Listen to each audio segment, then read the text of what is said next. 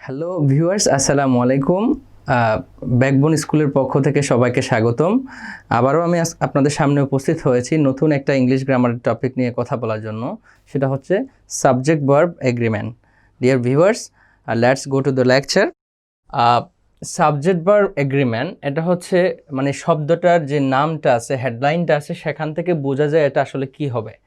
অর্থাৎ সাবজেক্ট এবং ভার্বের সাথে এগ্রি করতে হবে, কিংবা সাবজেক্ট ভার্বের সাথে একটা চুক্তি। এগ্রিমেন্ট শব্দের অর্থ হলো চুক্তি। এখানে বিষয়টা হচ্ছে সাবজেক্ট অনুযায়ী ভার্ব বসবে, এটাই হচ্ছে মূলত সাবজেক্ট ভার্ব এগ্রিমেন্ট। অর্থাৎ সাবজেক্টটা যদি সিঙ্গুলার হয় তার ভার্বটাও সিঙ্গুলার হবে, সাবজেক্ট যদি প্লোরাল হয় তার ভার্বটাও প্লোরাল হবে। এটাই হচ্ছে মূলত সাবজেক্ট ভার্ব এগ্রিমেন্টের মূল কথা। সাবজেক্ট ভার্ব মানে মেইন কনসেপ্ট। অর্থাৎ সাবজেক্টের উপর ডিপেন্ড করবে তার ভার্বটা, অর্থাৎ তার ভার্বটা কি হবে সেটা ডিপেন্ড করবে সাবজেক্টের উপর। এটা হচ্ছে সাবজেক্ট ভার্ব এগ্রিমেন্ট। ওকে, আমরা একটা তিনটা এক্সাম্পল দেখি যে এখানে আমি দিয়েছি। তো হচ্ছে যখন এখানে সাবজেক্টটা হলো আই, এই জন্য এর এখন এখানে ভার্বটা হয়ে গেছে এম, মানে I am going to backbone school. Okay, এখন আই এর কারণে কিন্তু এমটা হয়েছে। যখন আমি সাবজেক্ট আইকে চেঞ্জ করে দিয়েছি, হি দিয়েছি, তখন কিন্তু তার জন্য ইজ হয়ে গেছে, ঠিক না? আবার এখানে যখন আমি দিয়েছি তখন তার জন্য আর হয়ে গেছে। তাহলে সাবজেক্ট পরিবর্তনের সাথে সাথে তার ভার্বটাও পরিবর্তন হয়ে যাচ্ছে। এটাই হচ্ছে basically subject verb agreement. I am going to backbone school, he is going to backbone school, they are going to backbone school. অর্থাৎ আয়ের সাথে এম হয়, হির সাথে ইজ হয়, দের সাথে আর হয়। সাবজেক্ট সিঙ্গুলার হলে ভার্ব সিঙ্গুলার ভার্বগুলো বসবে, সাবজেক্ট যদি প্লোরাল হয় তার প্লোরাল ভার্বগুলো বসবে। এটাই হচ্ছে সাবজেক্ট ভার্ব এগ্রিমেন্টের দি প্রাইমারি ডিসকাশন, অর্থাৎ বেসিক কনসেপ্টটা। এখন আমরা একটা নেক্সট স্লাইডে যাই।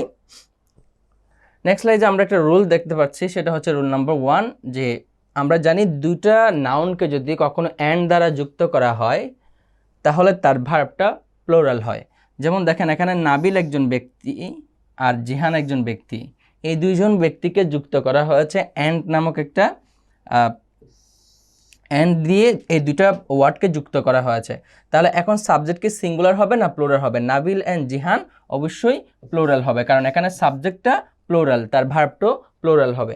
ওকে, এখন আমি যদি নেক্সট সেন্টেন্সটা দেখি, you she and I, you she and I, এটা নিয়ে একটা পরবর্তীতে রুলস আছে 2-3-1 ফর্মুলা, সেটাতে আমরা বিস্তারিত বলবো। বাট এখানে সাবজেক্ট হচ্ছে তিনটা, একটা হলো ইউ, একটা হলো শি, একটা হলো আই। আগে কোনো একটা যদি একটা সেন্টেন্সে তিনোটা প্রনাউন থাকে তাহলে কিন্তু আগে সেকেন্ড পারসন বসে, তারপর থার্ড পারসন, তারপর ফার্স্ট পারসন। এটাকে বলা হয় যে 2-3-1 ফর্মুলা। এখানে second person, third person, first person. Okay, এখন প্রশ্ন হলো এখানে ভার্ব কোনটা হবে। এখন আপনি একটা জিনিস চিন্তা করতে পারেন, এখানে যেহেতু আই আছে তাহলে এম হতে পারে। তাহলে আমার কথা হচ্ছে শি কি দোষ করছে? তাহলে শির জন্য ইজ হবে না, আর ইউর জন্য তো আর হয় নাকি? এখন বিষয়টা আসলে এখানে প্রত্যেকটা সাবজেক্টের জন্যই কিন্তু ভার্ব বসবে না। ইউ, শি এবং আই এটা মিলে মানুষ কয়জন? তিনজন।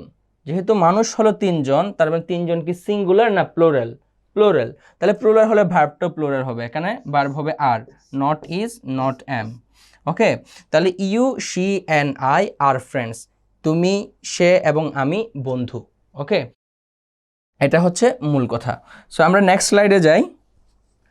2 নম্বর রুলের মধ্যে আমরা দেখতে পাচ্ছি অ্যান্ড দ্বারা যুক্ত হয়ে, আমরা এর প্রথম রুল নাম্বার 1-এ পড়েছিলাম যে আমরা এই 1-এ দেখলাম দুইটা নাউন যদি অ্যান্ড দ্বারা যুক্ত হয় তখন তার ভার্বটা প্লোরাল হয়। বাট আপনারা দেখেন এখানেও ব্রেড অ্যান্ড বাটার, এই দুইটা নাউন অ্যান্ড দ্বারা যুক্ত হয়েছে। ঘটনা হচ্ছে এখন কিন্তু ভার্বটার প্লোরাল হবে না, এটা সিঙ্গুলার হবে, কারণ আসলে ব্রেড আর বাটার এগুলো সেম এলিমেন্টস। ওকে, এই দুইটাই same elements. My name and address, আমার নাম যে কথা, আমার পরিচয় দেওয়া একই কথা। এই দুইটা জিনিস একই জিনিসকে নির্দেশ করে। তারপর হচ্ছে স্লো অ্যান্ড স্টেডি, স্লো মানে ধীরগতি, স্টেডি মানেও ধীরগতি। ওকে, এই দুইটা জিনিস একই জিনিসকে নির্দেশ করে। যখন দুইটা নাউন অ্যান্ড দ্বারা যুক্ত হওয়ার পর একই জিনিসকে ইন্ডিকেট করবে, নির্দেশ করবে, সেক্ষেত্রে তার ভার্বটা কিন্তু সিঙ্গুলার হয়, নট প্লুরাল। কারণ এখানে সাবজেক্ট মূলত একটাই, যদিও অ্যান্ড দ্বারা যুক্ত হয়েছে, দুইটা সেম এলিমেন্ট, সেম উপাদান থেকে তৈরি এবং সেম জিনিসকে ইন্ডিকেট করছে, একই জিনিসকে ইন্ডিকেট করছে, যার কারণে যদিও সাবজেক্ট দুইটা অ্যান্ড দ্বারা যুক্ত হয়েছে, বাট তার ভার্বটা হবে সিঙ্গুলার। তাহলে এখানে bread and butter is necessary for all, not are necessary. Okay, my name and address has been written below নাকি have been written below? Has হলো সিঙ্গুলার ভার্ব, হ্যাভ হলো প্লুরাল ভার্ব, তাহলে has হবে not have. My name and address has been written below, আমার নাম এবং ঠিকানা নিচে লিখে দেওয়া হয়েছে। স্লো অ্যান্ড স্টেডি উইন নাকি উইন্স? দেখেন একটা জিনিস মনে রাখবেন, আমি যে এখানে একটা নাউন লিখলাম, নাউনটা হলো বুক। ওকে, যদি কখনো নাউনের শেষে এস বাই এস যুক্ত করেন সেই নাউনটা কিন্তু প্লোরাল হয়ে যায়, সেই নাউনটা প্লোরাল হয়ে যায়। বাট আমি যদি বলি গো, এটা কি ভার্ব না? যদি ভার্বের শেষে এস বাই এস যুক্ত করা হয় সেই ভার্বটা কিন্তু সিঙ্গুলার হয়ে যায়। যেমন দেখেন গো হলো প্লোরাল ভার্ব, তার গোজ হলো সিঙ্গুলার ভার্ব। আমি যদি বলি কাম, খাম। ওকে, আর আমি যদি বলি কামস, ঠিক না? এই কাম হলো প্লুরাল ভার্ব কিন্তু কামস হলো সিঙ্গুলার। তাহলে নাউনের শেষে এস বাই এস যুক্ত করলে সেই নাউনটা প্লুরাল হয়, বাট ভার্বের শেষে এস বাই এস যুক্ত করলে ভার্বটা কিন্তু সিঙ্গুলার হয়ে যায়। তাহলে এখানে সিঙ্গুলার ভার্ব কোনটা, উইন নাকি উইন্স? এই উইন হলো প্লুরাল ভার্ব, এই উইন্স হলো সিঙ্গুলার ভার্ব। আমরা জানি স্লো অ্যান্ড স্টেডি যেহেতু একই জিনিসকে ইন্ডিকেট করছে, সেম বিষয়কে বোঝাচ্ছে, সেজন্য ভার্বটা সিঙ্গুলার হবে, নট প্লুরাল। কিন্তু দেখেন ভার্বের শেষে এস আছে বলে ভার্বটা প্লুরাল মনে করিয়েন না, এটা আসলে প্লুরাল না। আমি বলেছি নাউনের শেষে এস বাই এস যুক্ত করলে সেই নাউনটা প্লুরাল হয়, আর ভার্বের শেষে এস বাই এস যুক্ত করলে সেই ভার্বটা কিন্তু সিঙ্গুলার হয়। সো ডিয়ার লার্নার্স, আমরা নেক্সট স্লাইডে যাই। নেক্সট স্লাইডে আমরা দেখতে পাচ্ছি একটা খুবই গুরুত্বপূর্ণ রুলস, যেটা আমাদের ভর্তি পরীক্ষা হতে শুরু করে যে কোনো প্রতিযোগিতামূলক পরীক্ষার জন্য এটা খুবই ইম্পর্ট্যান্ট। সেটা হচ্ছে either or, neither, nor, not only but also. এগুলো দিয়ে এই কোরিলেটিভ কনজাংশনসগুলো দিয়ে যদি দুইটা নাউনকে যুক্ত করা হয়, যেমন দেখেন আইদার অর, এটা দিয়ে হিজ ফ্রেন্ডস, এই দুইটা নাউনকে যুক্ত করেছে। ওকে, তারপর হচ্ছে আপনার এখানে হিজ ফ্রেন্ডস আর এখানে আই, এখানে হচ্ছে not only he but also we. এখন প্রশ্ন হলো, এখানে তো সাবজেক্ট হলো দুইটা। ওকে, সাবজেক্ট হলো দুইটা, তাহলে আমি কোনটা অনুযায়ী ভার্ব বসাবো? That is the question. এখানে আইদার অর, নাইদার নর এবং নট অনলি বাট অলসোর ক্ষেত্রে সবসময় মনে রাখবেন সেকেন্ড সাবজেক্ট অনুযায়ী, অর্থাৎ সেকেন্ড সাবজেক্ট অনুযায়ী ভার্ব বসে, ফার্স্ট সাবজেক্ট অনুযায়ী না। তাহলে এখানে সেকেন্ডটা আছে কোনটা, হিজ ফ্রেন্ড, আর এটা হচ্ছে রহিম, আর এখানে হলো সেকেন্ড হলো আই, এখানে হলো হিজ ফ্রেন্ড, আর এখানে সেকেন্ড সাবজেক্ট হলো উই, এখানে হলো হি। আচ্ছা, তাহলে আমি বলেছি ভার্ব বসার ক্ষেত্রে প্রথমটা মুখ্য বিষয় না, সেকেন্ড সাবজেক্টটা হলো মুখ্য। তাহলে either Rahim or his friends, Rahim অনুযায়ী ভার্ব বসবে না, ভার্ব বসবে হিজ ফ্রেন্ডস অনুযায়ী। তাহলে বলেন তো হিজ ফ্রেন্ডস এটা কি সিঙ্গুলার না প্লুরাল? এটা প্লুরাল, তো যেহেতু এটা প্লুরাল তার জন্য ভার্বটাও প্লুরাল হবে। তাহলে হিজ ফ্রেন্ডস, হ্যাজ হবে না হ্যাভ হবে, হ্যাজ হলো সিঙ্গুলার ভার্ব আর হ্যাভ হলো তার প্লুরাল ভার্ব। ওকে, তাহলে either Rahim or his friends have done the work, হয় রহিম না হয় তার বন্ধুরা কাজটি করেছে। আইদার অর অর্থ হলো দুইজনের মধ্যে যে কোনো একজন। ওকে, এটা বুঝায় দুইটার মধ্যে যে কোনো একটাকে নির্দেশ করে। এখন দেখেন neither his friends nor I was or were competitor. Okay, এখন প্রশ্ন হলো আমি কোনটা অনুযায়ী ভার্ব বসাবো, হিজ ফ্রেন্ডস নাকি আই? দেখেন either or, neither nor, not only but অলসোর পরে আপনার পরের সেকেন্ড সাবজেক্ট অনুযায়ী কিন্তু ভার্ব হয়।